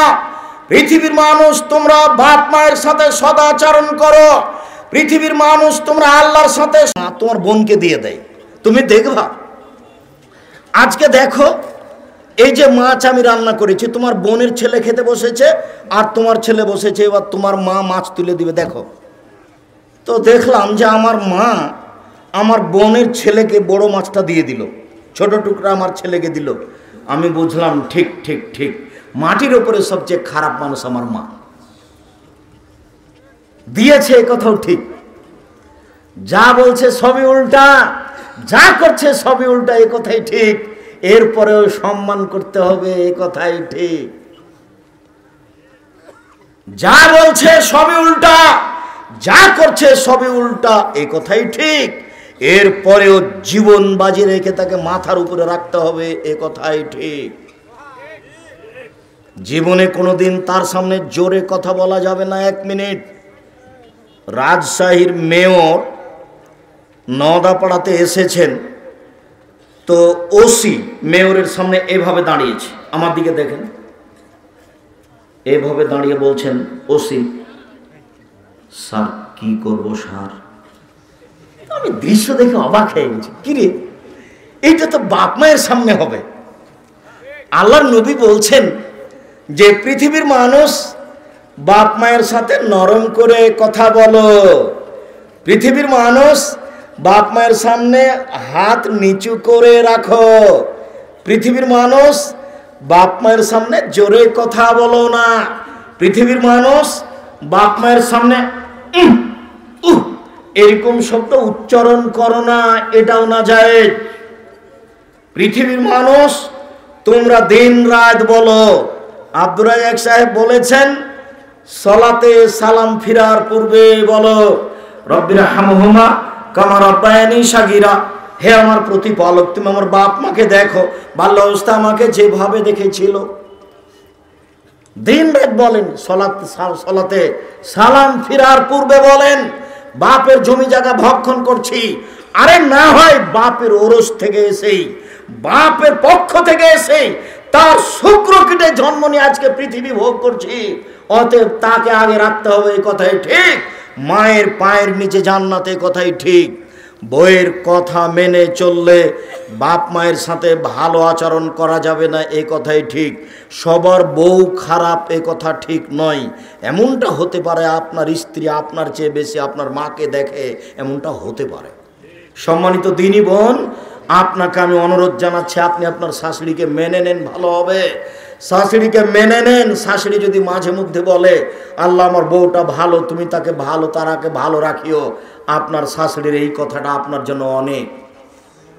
আর যদি অগোচরে আপনার শাশুড়ির চোখের পানি বের হয়, আমার বৌমা আমাকে এই কথা বলল, আমার ছেলেটা আমাকে টাকা দিয়ে গেল, যার কারণে আমার বৌমা আমাকে এই কথা বলল, যদি আপনার শাশুড়ির আপনার অগোচরে 1 ফোঁটা চোখের পানি ঝরে, এর নাম আশীর্বাদ।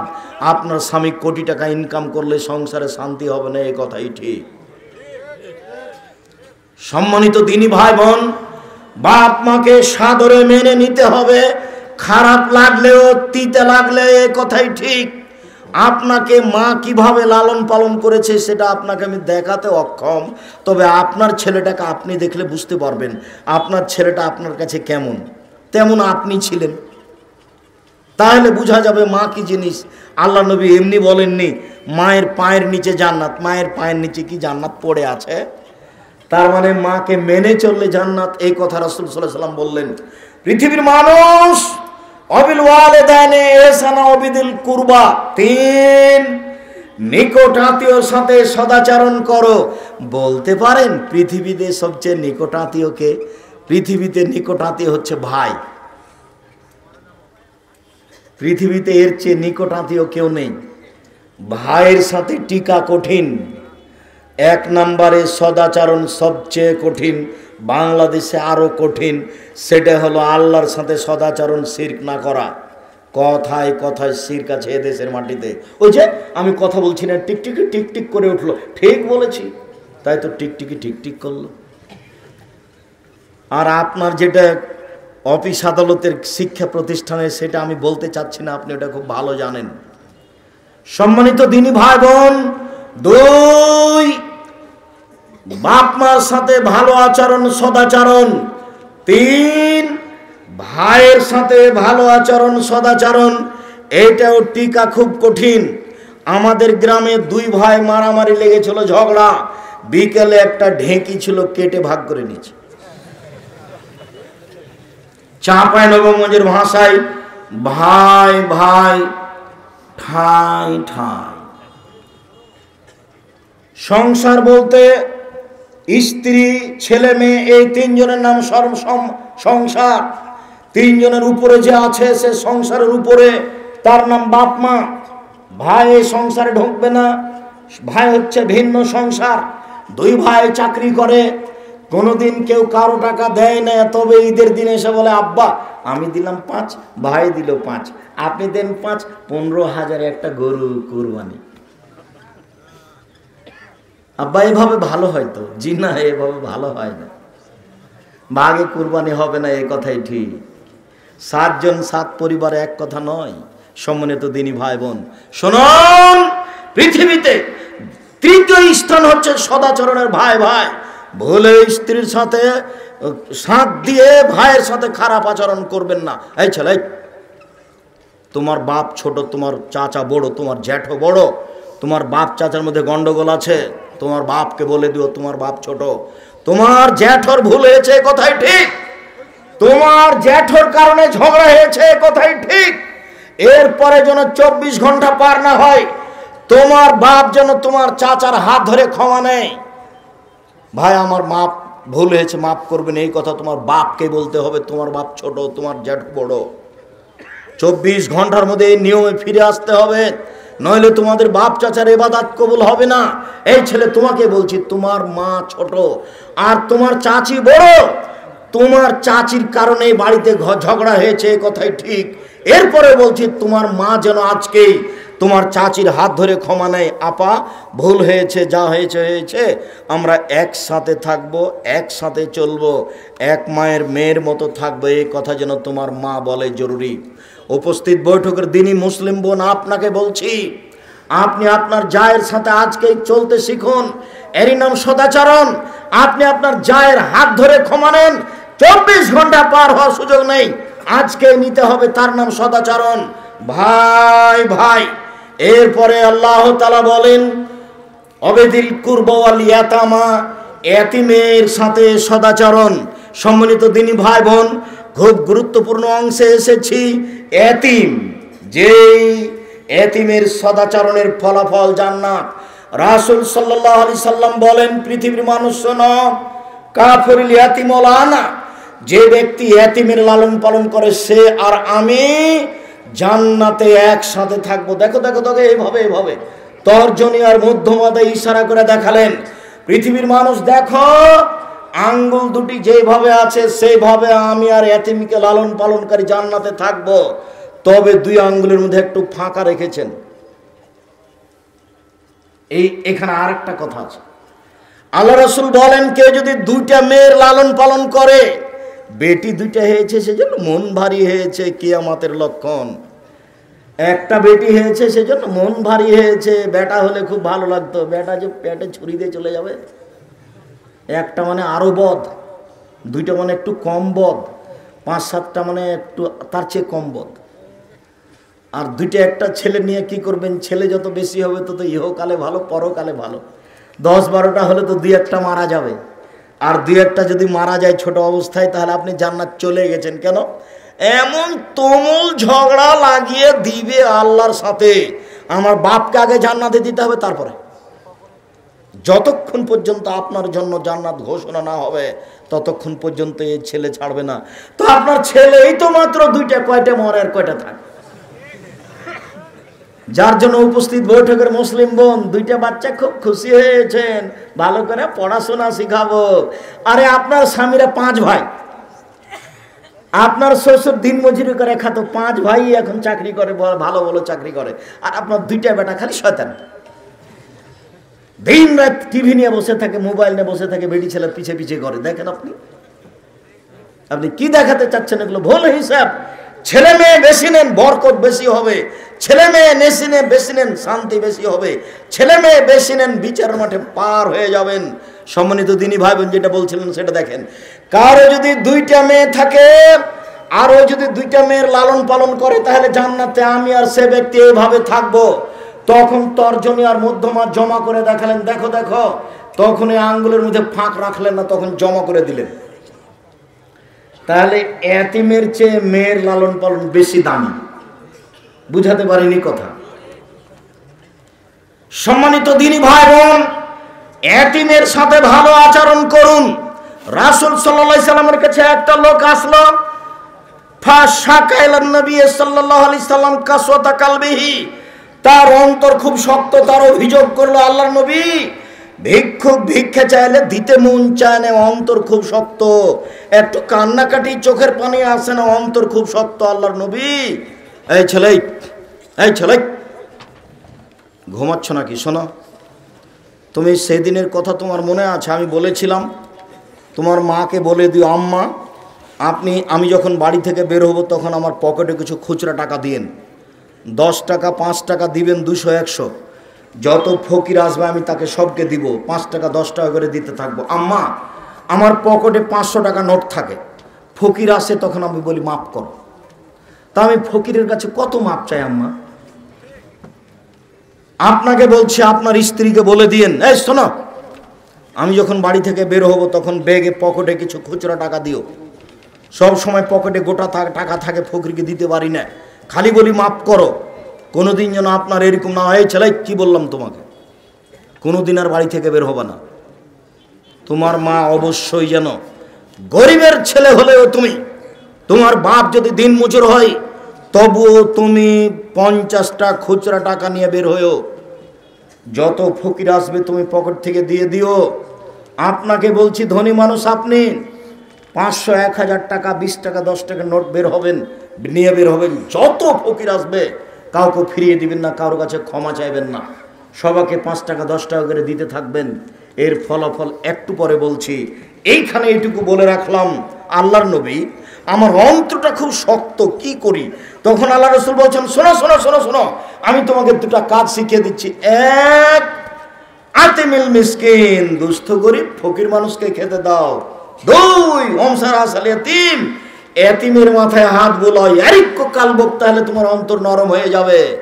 মনে থাকবে কি? 2টা কাজে অন্তর নরম হবে। এক, ফকির মিসকিনকে খেতে দিলে। 2, এতিমের মাথায় হাত দিলে অন্তর নরম হবে, তখন সহজেই ফকিরকে টাকা দেওয়া যাবে। আর এখন খালি বলছি না, টাকা দিলে তো রিক্সাতে ভাড়া হবে কি না, রিক্সায় ভাড়া ঝামেলা হবে, থাক থাক দেওয়া হবে না। ওটা শয়তান বলল। তুমি তো চাচ্ছিলে দিতে, ভিক্ষুকটা যখন আসলো তখন তোমার অন্তরে অনেক কিছু জাগলো। শয়তান এরকম করেছে। শয়তান সবসময় আপনাকে দারিদ্রতার ভয় দেখায়, আর আল্লাহ আপনাকে ধনী হওয়ার ভয় দেখায়। কখনো ভুল করবেন না। ওয়াল ইয়াতামা ওয়াল জারিদিল কুরবা ওয়াল জারিল জুনুব। এবার চলে আসলো মূল কথা। নিকট প্রতিবেশী, দূর প্রতিবেশীর সাথে সদাচরণ করো। চলার সাথীর সাথে সদাচরণ করো। চলার সাথীর কথাটা একটু বলে নি। আপনি অটোতে উঠে বসে আছেন, একটা লোক অটোতে উঠার সময়তে তার ব্যাগটা আপনার মাথায় লেগে গেছে, তখন আপনি চট করে বললেন, এই চোখ নাই, দেখতে পান না? তো ও কি জেনে শুনে তার ব্যাগটা আপনার মাথায় মেরেছে? তা আপনি এভাবে বললেন কেন? কারণ আপনার তো স্বভাবই খারাপ। কে বলেছে আপনি শিক্ষিত মানুষ? স্বভাব আপনার কি জিনিস সেটাই জানা নাই। কে বলে আপনি সমাজের নেতা? যখন তার ব্যাগটা আমার মাথায় লেগে গেছে, আচ্ছা বাবা, আচ্ছা আচ্ছা, তুমি, আমি মনে কিছু করি না, আচ্ছা ঠিক আছে ঠিক আছে, এই আমি কিছু মনে করছি না, তুমি বসো, তুমি বসো। আপনি এভাবে বলেন কেন? আপনি বলেন, রে কপালে চোখ নাই, দেখো না কি ঢং করে ওঠে, কেন আপনি বললেন এটা? চলার সাথীর সাথে সদাচরণ করতে হবে। দূর প্রতিবেশী, নিকট প্রতিবেশীর সাথে সদাচরণ করতে হবে। প্রতিবেশীর সাথে সদাচরণে জান্নাত। খুব জটিল কাজ। প্রতিবেশীর সাথে সদাচরণ খুব কঠিন কাজ। রাসূল সাল্লাল্লাহু আলাইহি ওয়াসাল্লাম বললেন, আউয়ালু খাসমানি ইয়াউমুল কিয়ামা জারানে, বিচারের মাঠে প্রথম বিচার হবে 2 প্রতিবেশী। আব্দুর রাজ্জাক সাহেব, থামেন থামেন থামেন। আপনি একদিন বক্তব্যে বলছিলেন প্রথম বিচার হবে নামাজের, সালাতের, তারপরে অন্যান্য বিচার। আজকে আপনি বলছেন প্রথম বিচার হবে 2 প্রতিবেশীর। হ্যাঁ, ঠিক বলেছি। আল্লাহর ইবাদতে, আল্লাহর হকে প্রথম বিচার হবে সালাতের, মানুষের হকে প্রথম বিচার হবে 2 প্রতিবেশীর। প্রতিবেশীর হক নষ্ট করেছে যে, সে জান্নাতে যাবে না। প্রতিবেশীর হক নষ্ট করেছে যে, সে জান্নাতে যাবে না। আব্দুর রাজ্জাক সাহেব, প্রতিবেশীর হক কি একটু বুঝিয়ে বলবেন? হ্যাঁ বলি। বলেন তো দেখি। এই যে দেখেন কি আল্লাহ রাসূল বলছেন, লা ইয়ামনাউ আহাদুকুম জারাহু আন ইয়াগরাজা খাসাবাতান ফি জাদারি। প্রতিবেশী সুন্দর করে প্রাচীর দিয়ে রেখেছেন, আপনার প্রতিবেশী আপনাকে বলছে, ভাইজান আপনার প্রাচীরে একটা চাল লাগিয়ে আমি এখানে রান্না করতে চাচ্ছি। তখন আপনি বলছেন, না না না, করেছেন কি? আরে প্রাচীর কালি হয়ে যাবে, তো প্রাচীর কালি হবে। আপনি প্রতিবেশীর হক নষ্ট করলেন, আর রাসূল না করেছেন।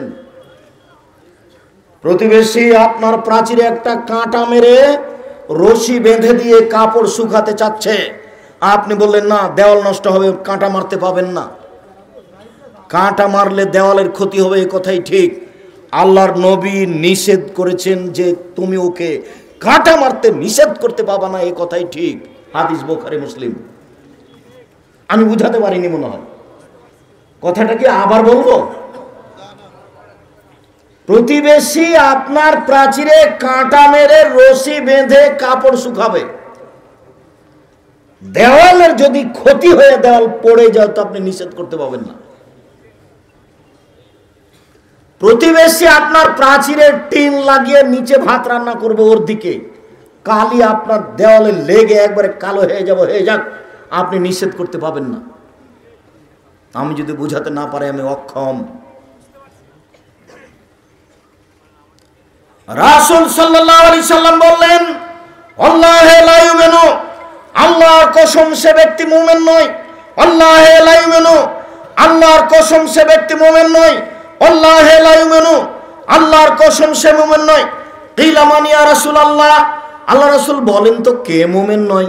তখন আল্লাহ রাসূল বলছেন, মাল্লা ইয়ামান জারহু বায়াকাহু, যে তার প্রতিবেশীকে নিরাপদে রাখে না সে মুমিন নয়।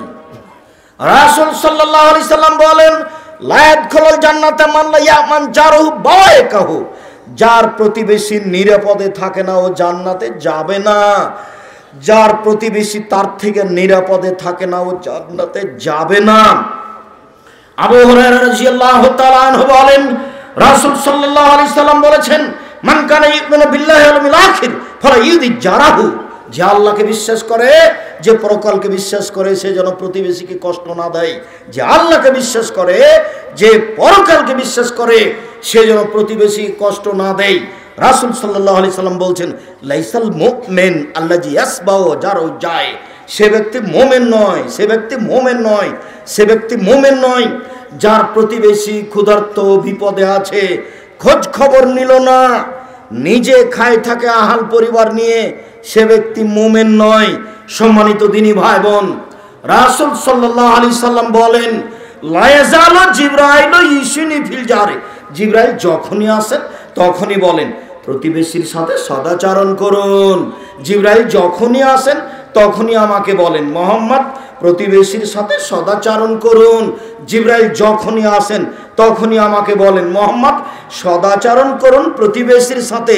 বলার গতি দেখে মনে হচ্ছে জানান্ত আয়ান সায়র রেসহু, আরে কখন এসে বলবেন যে ওকে জমির ভাগ দিয়ে দাও। বলার গতি দেখে কেমন মনে হচ্ছে? কখন এসে জিবরাইল বললেন যে তোমার ভাই তো জমির ভাগ পাবে, তোমার প্রতিবেশীকে দিয়ে দাও। বলার ভাবখান দেখে মনে হচ্ছে। কি দিয়ে আপনাকে আমি বুঝাই? একটা লোক এসে বলছে, আল্লাহ রাসূল কাইফানি আলামান আসাত ও আহসান্ত, আমি কি দিয়ে বুঝবো আমি ভালো মানুষ? আমি যে ভালো মানুষ তা কি দিয়ে বুঝবো? আমি যে খারাপ মানুষ তা কি দিয়ে বুঝবো? আমি যে ভালো মানুষ তা কি দিয়ে বুঝবো? আমি যে খারাপ মানুষ তা কি দিয়ে বুঝবো? আরে কি দিয়ে বুঝবো মানে, এ যা স্বামী তামিন জিরানে কাইয়া কুলুনান তাহাসান্তা ফাঁকা তাহাসান্তা, যখন তোমার প্রতিবেশী থেকে শুনবা তুমি ভালো তখন তুমি ভালো, যখন তোমার প্রতিবেশী বলবে তুমি ভালো তখন তুমি ভালো।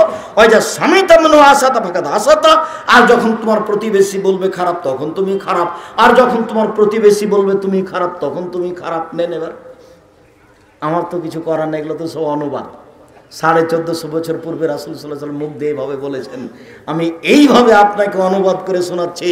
রাসূল সাল্লাল্লাহু আলাইহি ওয়াসাল্লাম বলেন, 4টা জিনিস আছে যার সুখময় জীবন তার, 4টা জিনিস আছে যার সুখময় জীবন তার, 4টা জিনিস নাই যার ধ্বংসাত্মক জীবন তার, 4টা জিনিস নাই যার ধ্বংসাত্মক জীবন তার, 4টা জিনিস নাই যার ধ্বংসাত্মক জীবন তার, 4টা জিনিস আছে যার সুখময় জীবন তার। 1, আল জারুস সালেহ, ভালো প্রতিবেশী। ভালো প্রতিবেশী ভালো। 2, আল মারাতুস সালেহ, ভালো স্ত্রী। ভালো স্ত্রী কি জিনিস এই মুহূর্তে আপনাকে আমি বুঝাতে অক্ষম। হেসে কথা বলে যে সেই ভালো স্ত্রী। স্বামী না থাকলে মোবাইলে কারো সাথে গল্প করে না, সে হলো ভালো স্ত্রী। হেসে কথা বলে যে সেই হলো ভালো স্ত্রী। স্বামী না থাকলে কারো সাথে গল্প করে না, সে হলো ভালো স্ত্রী। আদেশ যা করে তাই পালন করে, তার নাম ভালো স্ত্রী। 3টে গুণের ভিত্তিতে স্ত্রী ভালো হতে পারে। 3টে গুণের ভিত্তিতে স্ত্রী ভালো হতে পারে। 1, তার সাথে কথা বললে হাসি মুখে বলে। 2, আদেশ করলে পালন করে। আদেশ করতে হয়, আদেশ করবেন, নিজে নিজে কাজ করবেন না। নিজে নিজে খালি স্যান্ডেলটা খুঁজছেন, খালি খুঁজে বেড়াচ্ছেন, তখন মনে মনে বলছে আমার উপরে রাগ করেছে, সেই জন্য তো আমাকে বলে না। বসে বলবেন, খালেদা জি স্যান্ডেলটা খুঁজে নিয়ে আসো। খালেদা 1 গ্লাস পানি নিয়ে আসো। একটু নাম ধরে বলবেন, এটা আদর। আল্লাহ রাসূল বলতেন, আয়েশা জি চাটাইটা দাও তো। আরে চাটাই দিব, আমি তো ঋতুবতী, আমি মসজিদে যাব কি করে? আরে মসজিদে যাওয়া কি করে মানে? হাজ কি তোমার হাতে লেগে আছে নাকি? যাও যাও মসজিদে যাও, চাটাই নিয়ে আসো, আমি না সালাত আদায় করবো। আয়েশা জি ছুরিটা দাও তো, গরু জবাই করবো, ছাগল জবাই করবো, ভেড়া ধারালো করে নিয়ে আসো। এ দেখেন কথায় কথায় আল্লাহ রাসূল আয়েশার নাম উল্লেখ করে বলছেন। স্ত্রীর নাম ধরে বলতে হবে, সংসার সুখী হবে। নইলে বড় ছেলের নামে বলতে হবে, ওমা মারিয়াম, ওমা আহমদ, আহমদের মা শোনো, ওমা আহমদ, খালেদা শোনো, 1 গ্লাস পানি নিয়ে আসো। খালেদা জামাটা কোথায় একটু দেখো তো। মুখখান ভারী করে নিজে নিজে খুঁজবেন না, হাসি মুখে খুঁজবেন, সংসার সুন্দর হবে। ওর আপনার শান্তি তৃপ্তির জন্য ওকে সৃষ্টি করা হয়েছে। কেন তাকে মারেন, তাকে কেন গালি দেন, তার সাথে আপনার এরকম খারাপ আচরণ কেন? সম্মানিত দিনী ভাই বোন, রাসূল সাল্লাল্লাহু আলাইহি সাল্লাম যেভাবে বললেন, সুখময় জীবন তার, 4টা জিনিস আছে যার। 2, ভালো স্ত্রী। 3, আলমার কবুল হানি, একটা ভালো গাড়ি। যদি সাইকেল একটা থাকে ভালো, সেটাও ভালো, আর যদি বারবার চেন পড়ে তাহলে সেটা খারাপ। 4, আল বাইতুল ওয়াসি, প্রশস্ত ঘর। অন্তত মেহমান বাসা ঘরটা বড় হতে হবে, 10 জন 12 জন যেন একসাথে বসে খেতে পারে। মেহমানের ঘরটা বড় হতে হবে, সবাই আপনার বাড়িতে এসে খাবে। আপনি খাবেন, আপনার বউ খাবে, আপনার ভাগনা খাবে, আপনার ভাগ্নি খাবে, আপনার বোন খাবে, আপনার দুলাভাই খাবে, আপনার বাপের যত বন্ধু বান্ধব আছে সবাই খাবে। স্ত্রী মন খারাপ করবে এটা আপনি দেখবেন না। আপনাকে ফিরে যেতে হবে আপনার বাপের স্বভাবে, আর আপনার স্ত্রীকে ফিরে যেতে হবে আপনার মায়ের স্বভাবে। এই ছেলে, তোমার মা 16 জন মানুষের ভাত রান্না করত, তোমরা হচ্ছ 10 ভাই বোন, 2 জন কিষান কামলা 12, 2 জন ফকির ধরে নিয়ে এসেছে 14, তোমার বাপ মা 16 জন মানুষের ভাত রান্না করতো। তোমার মা ঢেঁকিতে ধান ভেঙে, কোনোদিন সমস্যা হয়নি। তোমার বাপ যখন মসজিদ থেকে বের হতো রাত এশার সালাতের পরে, তখন মসজিদের ডান দিকে লক্ষ্য করে দেখতো একটা মুরব্বি। যে মুরব্বি কে, বাড়ি কোথায়? ফরিদপুর ভাঙা। খেয়েছেন? জি না, আমার সাথে চলেন। তা আপনার মা কোনো সমস্যা মনে করেনি। আর আপনি যদি এখন রাত এসার পরে একটা মেহমান নিয়ে যান, খালেদা জি একটা মেহমান আছে, একটু উঠো তো, আর একবারে খেপে লাল, হ্যাঁ তুমি রাতে মেহমান নিয়ে আসো, ঝামেলা পাকাও। এই কথা যদি আপনার মা শুনে নেয়, 80 বছর বয়স, ওই ঘরে বসে আছে, তাড়াহুড়া করে উঠে আসবে, থাক বেটা, থাক বেটা, থাক বেটা, বৌমাকে উঠাস না বেটা, আমি ঠিক করে দিচ্ছি, আমি গরম করে দিচ্ছি তরকারি, তুই দে ছেলেকে খেতে, মেহমানকে খেতে দে। আপনার স্ত্রীকে আপনার মায়ের স্বভাবে ফিরে যেতে হবে, যেতেই হবে। আপনার স্ত্রীকে আমি তালাক দিতে বলিনি, তবে স্বভাব পরিবর্তন না হলে তালাক দিতে হবে, এই কথাই ঠিক। 150 চাল আপনার স্ত্রী রান্না করতে পাবে না। আপনার মা রান্না করতো 3 কেজি, 2 কেজি, 1.5 কেজি, আপনার স্ত্রী রান্না করবে অন্তত 1 কেজি।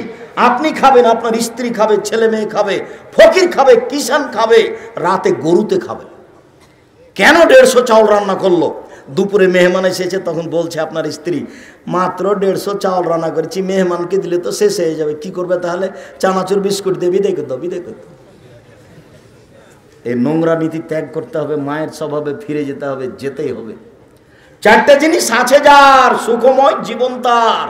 মেহমান খানা বৈঠক বড় যার, সুখময় জীবন তার। বাহনটা ভালো যার, সুখময় জীবন তার। স্ত্রী ভালো যার, সুখময় জীবন তার। প্রতিবেশী ভালো যার, সুখময় জীবন তার। দুঃখজনক জীবন প্রতিবেশী খারাপ যার। কিভাবে? আপনার বাচ্চাটা এভাবে পানি চালিয়ে দিয়েছে ভাত খাওয়ার পরে, পানিটা যে প্রতিবেশীর দেওয়ালে লেগে গেছে, এই যে লেগে গেল, একবারে মনে হচ্ছে যে প্রতিবেশীর মহিলাটা বস্তির মহিলা, কি যে মুখে আসে, আর কিছু বাধা নাই, খালি বলছে। ভালো নয়। প্রতিবেশীর ছাগলে আপনার সিম গাছ কেটে দিয়েছে, কথাই ঠিক, আপনার স্ত্রী মুখ খুলতে পাবে না। এই মেয়ে শুনুন, উপস্থিত বৈঠকের দিনই মুসলিম বোন, আপনাকে বলছি, প্রতিবেশীর ছাগলে আপনার সিম গাছ খেয়ে নিয়েছে, কথাই ঠিক, আপনি মুখ খুলতে পাবেন না, ধৈর্য ধারণ করুন। তার নাম প্রতিবেশীকে মূল্যায়ন করা। সম্মানিত দিনী ভাই বোন, আমরা আলোচনার এই শেষ পর্যায়ে এসে বলছি, আল্লাহ নবীকে বলা হল, আল্লাহ রাসূল অমুক মহিলা, ছেলে বসো, আমি তো নিজেই শেষ করব। তুমি কি করে বুঝলে যে আমি দোয়া পড়ে ফেলেছি? আমি তো দোয়া পড়ে ফেলিনি। বক্তব্যের শেষ কথাটাই সবচেয়ে গুরুত্বপূর্ণ কথা। আল্লাহ রাসূলকে বলা হলো, আল্লাহ নবী অমুক মহিলা বেশি বেশি সালাত আদায় করে, বেশি বেশি সিয়াম পালন করে, রোজা থাকে, বেশি বেশি দান খায়রাত করে, তবে মুখে প্রতিবেশীকে কষ্ট দেয়। তখন আল্লাহ রাসূল বলেন, হে ফিন্নার, ও জাহান্নামে যাবে। তাহাজ্জুদের বিনিময় জাহান্নাম, নামাজের বিনিময় জাহান্নাম, দান খায়রাতের বিনিময় জাহান্নাম, মুখ খারাপের কারণে। আল্লাহর নবী অমুক মহিলা কম কম সালাত আদায় করে, কম কম সিয়াম পালন করে, কম কম দান খায়রাত করে, তবে মুখ খান ভালো, আল্লাহ রাসূল বললেন সে জান্নাতে যাবে। সম্মানিত দিনী ভাই বোন, আমি অনুরোধ জানাচ্ছি, স্ত্রীর সাথে ভালো আচরণ করুন। সম্মানিত দিনী ভাই বোন, আজকের জরুরি কথা, এক, যে কোনো মূল্যে 5 ওয়াক্ত সালাত আদায় করতে হবে, পৃথিবীতে ব্যতিক্রম আদেশ। 2, হালাল রুজি খেতে হবে, জরুরি আদেশ। 3, যে কোনো মূল্যে কোরআন মাজিদ পড়তে হবে, অল্প হলেও, সূরা ইখলাস হলেও। 4, 2 জন যেখানে বসে আছে সেখানে বসতে হবে না, আড্ডা পিটতে হবে না। কেন? ওদের মধ্যে কেউ যদি বলে অমুক খারাপ, আর আপনি যদি বলেন হ্যাঁ ঠিকই বলছেন, তাহলে ফলাফল জাহান্নাম, খুব ভয়াবহ ব্যাপার। সাথে সাথে দোকান মানে ল্যাংটা মেয়ে নাচে, পৃথিবী ধ্বংসের লক্ষণ। যখন মেয়েরা ন্যাংটা হয়ে নাচবে, পৃথিবী ধ্বংসের লক্ষণ। যখন গান বাজনা প্রকাশ পাবে, সব দোকানে বাজনা বাজে, সব দোকানে মেয়ে নাচে, সব দোকানে বাজনা বাজে, সব দোকানে মেয়ে নাচে, সব বাড়িতে মেয়ে নাচে, সব বাড়িতে বাজনা বাজে, প্রায় সব ঘরে মেয়ে নাচে, সব ঘরে বাজনা বাজে।